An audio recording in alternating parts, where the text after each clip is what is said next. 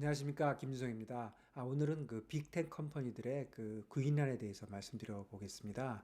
빅텍 컴퍼니라고 하면 뭐 여러분들 잘 아시는 애플이나 아마존, 구글 이런 컴퍼니들인데요. 이런 회사들이 요즘 사람 구하기 엄청 어렵다고 합니다.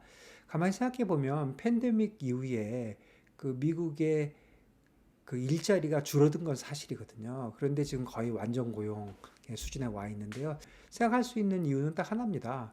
경제 활동 인구가 줄어든 거거든요. 비자발적으로는 뭐 코로나 걸려가지고 뭐 일자리에 못 나온 사람들이 있어서 줄었기도 했겠지만 주된 이유는 자발적인 그 경제 활동을 줄이는 그런 게 많이 있었던 것 같아요. 이거 관련돼서 한번 쭉 살펴보겠습니다. 우선 첫 번째 기사를 한번 보시면요. 기사의 제목은 그 Tech companies face a fresh crisis, hiring 이런 건데요.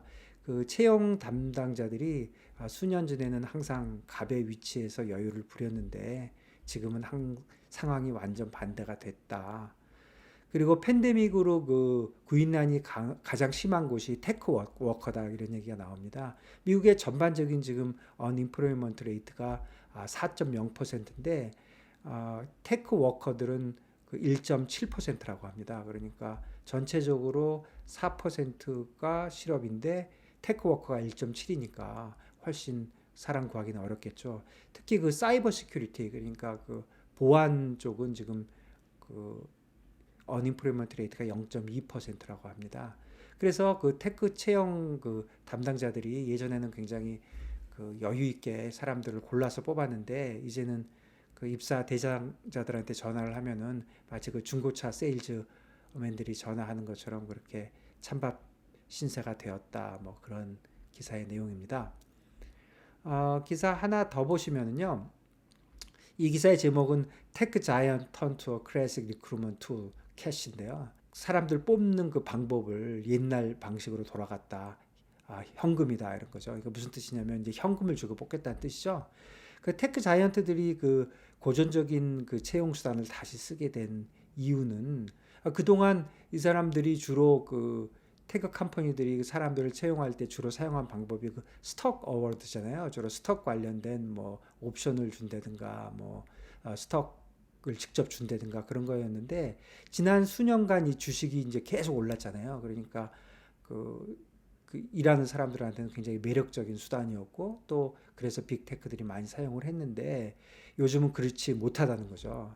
그 이유를 살펴보면 뭐 여러 가지가 있겠는데 우선 발표한 거를 보면 그 구글에서 작년 10월에 캐시 보너스 플랜을 변경을 했는데 이제 현금 보너스를 줄 때는 그 금액과 지급 사유에 제한을 두지 않겠다 이런 발표를 했네요. 이게 무슨 뜻이냐면 캐시 보너스의 금액에 상한선을 두지 않겠다는 거고요. 그리고 받는 이유가 뭔지에도 제한을 두지 않겠다. 이렇게 해서 캐시를 많이 지급하겠다. 뭐 그렇게 선회한 거고요.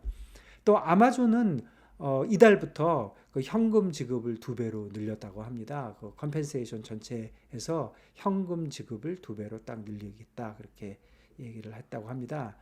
또 암호화폐나 그 NFT 스타트업들이잖아요. 그 사람들도 기존 회사들보다는 캐시 지급 비율을 훨씬 높이고 있다. 뭐 이런 얘기입니다. 그래 이렇게 이제 컴펜세이션이 바뀌고 있는데 그 이유가 보면은 인플레이션에 기인한 생활비가 이제 증가가 됐고 또 주가 움직임이 이제 주로 이렇게 예전처럼 많이 오르지 않으니까 이렇게 예전에 주식 중심으로 주던 거를 캐시 중심으로 주게 됐다 이렇게 얘기하는 거거든요. 생각해 보면 굉장히 리즈너블한 변화인 것 같습니다. 이 관련돼서 우리 전에 소개했던 여기서 스타트업 하시는 분 말씀도 한번 들어보겠습니다. 그리고 요즘 그 젊은 애들 뽑기가 어려워? 그쵸. 뭐든 채용하기 힘들죠. Across the board. 왜냐면은 이게 요즘 특히 요즘 젊은 애들은 work-life balance를 굉장히 예전 제너레이션보다 더 중요한 prioritize 하다 보니까 그 빅테크는 거기 가서 많이 배우고 좀 레즈메를 싸고 그렇지. 테크 쪽에 employee들도 많지만 주로 그냥 blue collar 너무 힘들어요. 특히 레스토랑업은 사람 구하기 우리가 도시에 있는 게 아니라 주로 휴양지 있잖아요. 저희 제일 좋은 리조트가 몬타나에 있거든요. 거기 너무 좋은데 레스토랑을 그 겨울에 문 닫아버렸어요. 사람을 구할 수가 없어. 이 사람들이 원래 일하던 사람들 I don't know how they make money.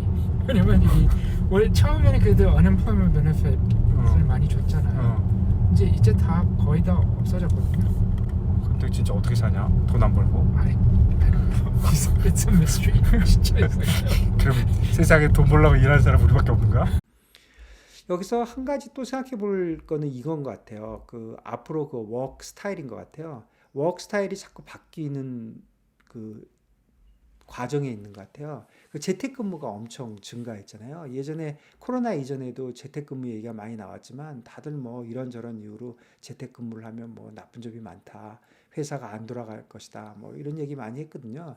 제가 아는 그 아이비들도 그 뭐 세일즈는 모르지만 오퍼레이션이나 트레이더들은 뭐 기계 때문에 도저히 뭐 회사에 안 나오고는 할 수가 없다. 이렇게들 얘기했는데 팬데믹 지나고 보니까 집에서 해도 아무 문제가 없는 거예요. 다들 그러니까 이제는 그 재택근무가 더 훨씬 더 일반화될 수 있는 환경이 갑자기 조성이 돼버린 거죠. 이번에 그 코로나 때문에. 그래서 예를 들면 그 트위터 같은 경우는 얼마 전에 발표를 했는데 그 집에서 지금 재택근무하고 있는 사람들이 그 이제 회사에 다시 안 돌아도 된다. 영원히 원하면 이제 회사에 하루도 안 나와도 된다. 그런 식으로 아예 발표를 했다고 합니다. 그리고 또 하나의 또 변화는 뭐냐면요.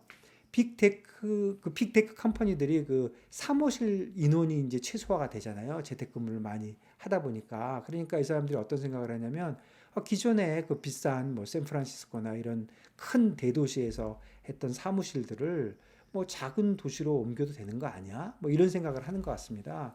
그래서 다른 기사를 좀 읽어봤더니 지금 뭐 조금씩 그런 움직임이 있어서 어느 정도 작은 도시의 그 고용률이라든가 사무실 임대 이런 것들이 큰 도시보다 더 요즘 많이 올라가고 있다. 뭐 그런 얘기를 하고 있습니다. 한국의 경우에는 이거하고는 조금 다르게 점점 서울에 집중이 되는 게 이제 유지가 되고 있는데요. 오히려 이런 생각들을 하는 것 같아요. 그 회사의 인원이 줄면 오히려 좀 사무실을 좀 비싼 서울 시내로 옮겨도 되지 않겠냐. 뭐 이런 거를 가능성을 고려하고 있더라고요. 그래서 미국 텍 컴퍼니들이 한국 텍 컴퍼니보다는 좀 더 실용적이다 그런 생각이 좀 듭니다. 여기서 마지막으로 우리나라의 그 문제하고 한번 결부시켜 보면 지금 미국은 구인난인데 한국도 구인난인가요? 아직은 한국은 지금 청년 실업 문제가 지금 있는 거잖아요. 그러면 결국은 미국은 구인난인데 한국은 구직난인 거잖아요. 이 차이가 뭘까요? 생각해보면 이게 결국은 대기업의 일자리가 미국은 많이 있는데 한국만 유독 없다 이런 것 같습니다. 돌이켜보면은 지난 한 5년 동안 그 한국의 대기업들이 한국에 그 공장을 진다든가 큰 사업체를 만든 게 거의 없어요. 대부분 다 외국에다 만들고 있는데 그 이유를 한번 들어보면 아직도 그 인허가 문제가 뭐 남아 있다고도 하고 또 외국에서 워낙 좋은 조건에 그 유치를 하려고 노력을 하니까 기업 입장에서는 뭐 당연히 기업의 그런 그 코스트 절감이 첫 번째가 돼야 되지 않겠습니까? 그러다 보니까 해외로 많이 가게 되고 국내에서는 없게 되고 이렇게 이런 악순환이 일어나면서 일자리가 없는 것이 아닌가 이런 생각이 들기도 합니다. 이렇게 되는 이유를 보면은 정부의 그 반기업적 정서 그런 게 좀 영향을 미쳤지 않았나 이렇게 생각을 하고 저는 정부뿐 아니라 일반 국민들도 기업에 대해서 불필요한 반기업적 정서를 갖는 것은 우리나라 발전에 좋지 않다 이렇게 생각합니다. 결국 우리나라가 사이즈가 작고 또 글로벌리 경쟁이 심한 그런 산업 구조를 갖고 있기 때문에 그 중소기업이나 자영업자들만으로는 경제 성장을 이루기가 굉장히 어렵거든요. 그래서 우리 기업들이 다 잘할 수 있도록 우리 국민 모두가 도와주고 또 기업들도 거기서 또 그 청년들을 도와주고 이런 선순환의 구조로 갈 수 있는 시절이 빨리 왔으면 좋겠습니다. 여러분 오늘 여기까지고요. 다음 주에 또 뵙겠습니다. 안녕히 계세요.